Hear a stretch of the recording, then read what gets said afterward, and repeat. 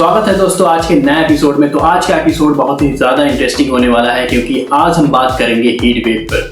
2026 की गर्मियां इंसानी इतिहास की सबसे खतरनाक गर्मियां होने वाली है।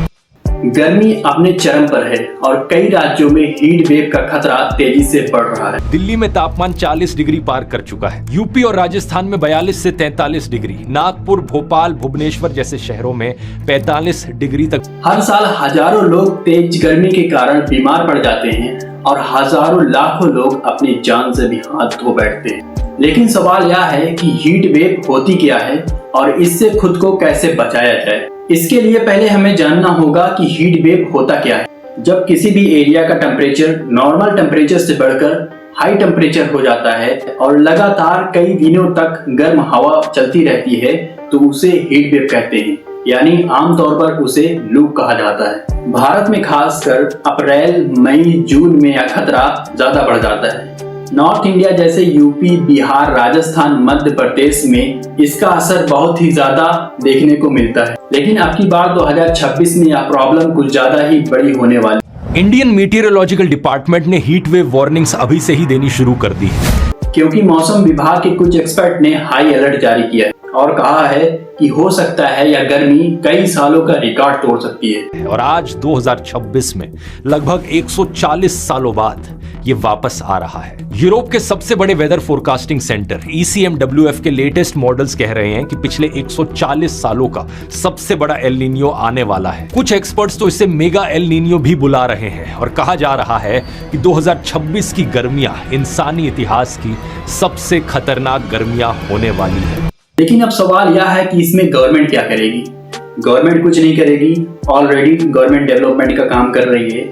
कई जगह यानी पूरे देश में रोड डेवलपमेंट का काम चल रहा है, जिसकी वजह से हजारों लाखों पेड़ काटे जा रहे हैं। इस सब में सरकार की जिम्मेदारी होनी चाहिए कि वो कदम उठाए लोगों को हीट वेव से बचाने के लिए। लेकिन लोगों की जान बचाना तो छोड़िए, सरकार उनकी डेथ्स को काउंट भी नहीं करना कि इंडिया में हर साल गर्मियों में लगभग 1.5 लाख लोग हीट वेव से मरते हैं। सवाल ये उठता है कि क्या इसका कोई सस्ता और सिंपल सोल्यूशन है जो एक्चुअली काम कर सकता है? बिल्कुल है, एक ऐसा सोल्यूशन जिसके बारे में पता चला है कि पेडेस्ट्रियन लेवल पर वो 12 डिग्री सेल्सियस तक टेम्परेचर कम कर सकता है। सोचकर देखो 12 डिग्री सेल्सियस कितना बड़ा नंबर है। अगर टेम्परेचर 47 पर है तो ये सीधा 35 पर ले आएगा। ये एक सिंपल सा सोल्यूशन जो कि है पेड़ लगाना।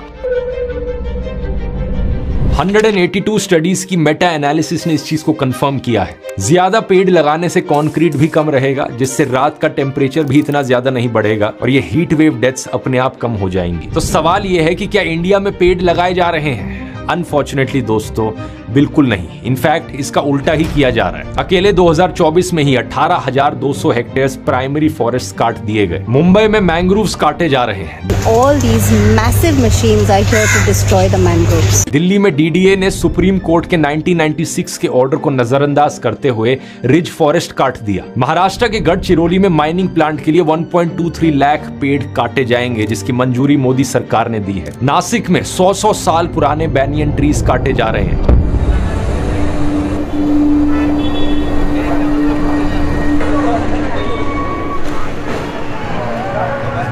हजार से ज्यादा पेड़ काटे जा रहे हैं। किसके लिए? सिर्फ कुंभ मेले के लिए। हसदेव में पूरा का पूरा जंगल खत्म कर दिया गया एक माइन बनाने के लिए।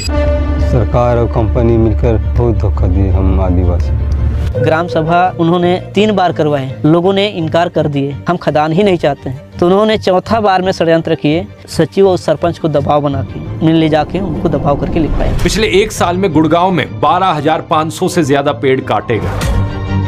देश में ऑलमोस्ट सभी शहरों का यही हाल है और जब पूछा जाता है कि इतने क्यों काट रहे हो तो बहाना दिया जाता है, अरे तो डेवलपमेंट के लिए किया जा रहा है। और देखो, एक काटा जा रहा है तो वहां 10 और पेड़ लगाए भी जा रहे हैं। लेकिन सच्चाई जानते हो क्या है? एक्चुअली में कितने पेड़ लगाए जा रहे हैं? 2015 से 2019 के बीच हर 1 स्क्वायर किलोमीटर नए पेड़ों पर 18 स्क्वायर किलोमीटर पुराने पेड़ काट दिए गए। ये रेट है दोस्तों देश में डिफॉरेस्टेशन का। और जो नए पेड़ लगाए गए उनमें से भी 50% आइसोलेटेड पैचेस में लगाए गए, जिनका कोई इकोलॉजिकल बेनिफिट नहीं है। ये मैं नहीं कह रहा, ये IIT बॉम्बे की स्टडी दिखाती है। अब ये सब सुनकर एक नेचुरल रिएक्शन आपके मन में आएगा, यार समझ लिया ये सारी बहुत भयानक चीजें हो रही हैं। लेकिन सवाल ये है कि मैं अकेला आदमी यहाँ पर क्या कर सकता हूँ? मैं अकेला एल नीनियो को तो रोक नहीं सकता, ना ही मैं क्लाइमेट चेंज को अकेला रोक सकता हूँ। तो सवाल यह है कि एक अकेला आदमी यहाँ पर क्या कर सकता है। कुछ चीजें हैं दोस्तों जो जरूर आपके हाथ में है। नासिक के इन एक्टिविस्ट से इंस्पिरेशन लीजिए और एक एक पेड़ को अपने शहर में, अपने मोहल्ले में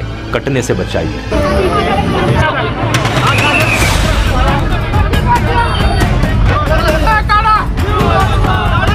ये सबसे जरूरी चीज है। नए पेड़ लगाने भी इंपॉर्टेंट है, लेकिन सबसे जरूरी चीज है पुराने पेड़ों को बचाना, क्योंकि जब आप नई सैपलिंग्स लगाते हो उनमें से 90% तो यूं ही मर जाती हैं। एक्चुअली में सालों तक उन नई सैपलिंग्स का ख्याल रखना, उस पेड़ को बड़े होते हुए देखना, इसमें बहुत लंबा समय लगता है और चांस सक्सेस का काफी कम होता है। तो नए पेड़ भी लगाइए, जरूर लगाइए, लेकिन पुराने पेड़ों को बचाना मत भूलिए। तो अब इस हीट वेव से कैसे खुद को बचा सकते हैं और हमारी क्या जिम्मेदारियां हैं? अगर हमने अपने कार्बन एमिशंस नहीं घटाए, जंगलों को नहीं बचाया और रिन्यूएबल एनर्जी में इन्वेस्ट नहीं किया, तो एक दिन ऐसा आएगा जब हर साल एक एल नीनियो ईयर जैसा फील होगा। अगर किसी को लू लग जाती है तो कुछ प्रकार के लक्षण देखना शुरू, जैसे सर दर्द करना, बॉडी का बहुत ज्यादा हीट हो जाना। तो अब इससे कैसे बचें?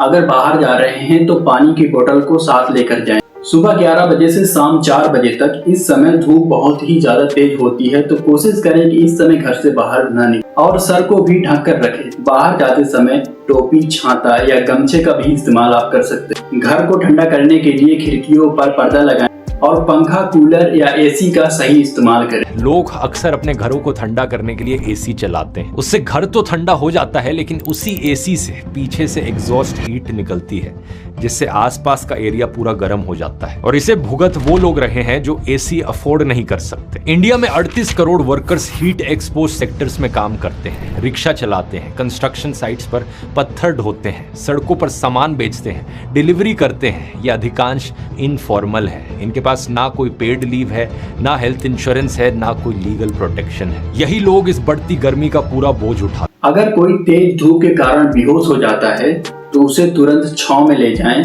ठंडा पानी पिलाएं या ठंडे पानी से मुंह धुलाएं, और अगर हालत गंभीर हो जाती है तो उसे तुरंत हॉस्पिटल ले जाएं। इसके अलावा अपने आसपास के लोगों को देखिए, जो सिक्योरिटी गार्ड सोसाइटी के अंदर खड़ा होता है, जो डिलीवरी बॉय आपके घर आता है, जो कंस्ट्रक्शन वर्कर बाहर धूप में काम करता है, जो स्ट्रीट वेंडर बाहर खड़ा है। इन सबको ठंडा पानी ऑफर कीजिए, और अगर हो सके तो आराम करने के लिए कोई ठंडी जगह भी ऑफर कर सकते हैं, क्योंकि यही लोग सबसे ज्यादा रिस्क पर होते हैं हीट स्ट्रोक से मारे जाने। इंडियन मेट्रोलॉजिकल डिपार्टमेंट समय समय पर हीट वेव का हाई अलर्ट जारी करता है, तो मौसम विभाग की जानकारी जरूर देखें और इसे नजरअंदाज बिल्कुल न करें। इंडियन मीटियोरोलॉजिकल डिपार्टमेंट ने हीट वेव वार्निंग्स अभी से ही देनी शुरू कर दी है। गाइस, अगर वीडियो अच्छा लगे तो लाइक कर देना, चैनल पे न्यू हो तो सब्सक्राइब कर लेना ऐसी और भी इंटरेस्टिंग वीडियो के लिए।